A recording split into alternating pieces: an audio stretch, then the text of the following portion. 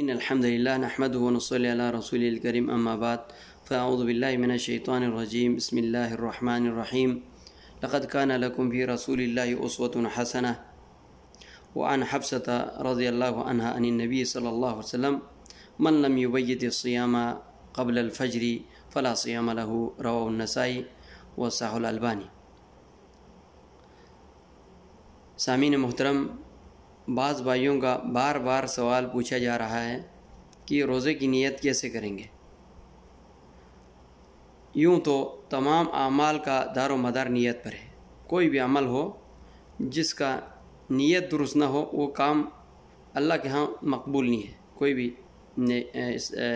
دین کا کوئی نیکی والا کام اللہ کے پیارے نبی علیہ الصلوۃ والسلام سے جہری نیت سوائے حج اور عمرے کے کہیں ثابت نہیں ہے۔ اللہ کے پیارے نبی علیہ السلام حج اور عمرے میں نیت کرتے تھے، لبیک اللہم حجن، لبیک اللہم عمرتن، لبیک عمرتن، لبیک عمرتن و حجن، اس طرح کی نیت ثابت ہے۔ لیکن اس کے علاوہ باقی تمام اعمال میں اللہ کے نبی علیہ الصلوۃ والسلام سے جہراً کوئی نیت ثابت نہیں ہے۔ بالکل اسی طرح روزہ میں بھی ہے، صیام میں بھی ہے، اور صیام میں بعض لوگوں نے نیت بنائی ہوئی ہے، لیکن یہ اللہ کے پیارے نبی علیہ السلام سے ثابت نہیں، یہ کلمات ثابت نہیں۔ لیکن اس کی نیت کی نوعیت یہ ہے، جب انسان روزہ رکھنے کا ارادہ کرتا ہے، اصل نیت ارادے کا نام ہے۔ جب انسان ارادہ کرتا ہے، نیت کرتا ہے، سامان خرید کر لاتا ہے اور رات کو اٹھ کر کھانا پکاتا ہے اور اٹھ کر کھانا کھاتا ہے، یہ ساری نیت ہے۔ ورنہ کوئی انسان ہے جو باقی ایام میں رمضان مبارک سے پہلے 3 بجے اٹھ کر کھانا پکا کے کوئی ناشتہ کرتا ہو، اس طرح کے کوئی نہیں کرتا ہے۔ جو آدمی رات کو اٹھ کر کھانا پکا کر کھانا کھاتا ہے وہی نیت ہے۔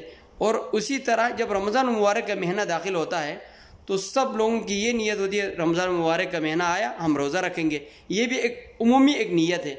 اور روزانہ اگر کسی نے روزانہ نیت کرنا ہو تو روزانہ اٹھ کر وہ سحری کھاتے ہیں، سامان خرید کر لاتے ہیں، رات کو اٹھتے ہیں، پکاتے ہیں، ہاتھ منہ دھو کر کھانا کھاتے ہیں، فجر کی نماز پڑھتے ہیں۔ یہ سارے پروسیس، یہ سارے اجراءات، یہ سارے کام روزہ ہے، روزے کی نیت ہے۔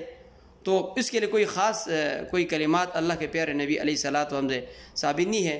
جو جل کا ارادہ ہے، روزہ رکھنے کا ارادہ ہے، جو افطار کا کھانا ہے، سحری کا کھانا، رات کو جاگنا، یہ سارے اس نیت میں شامل ہے۔ اللہ تبارک و تعالی ہمیں اللہ کے پیارے نبی علیہ الصلوۃ والسلام کی سنت کے مطابق عمل کرنے کی توفیق دے۔ وآخر دعوانا ان الحمد للہ رب العالمین۔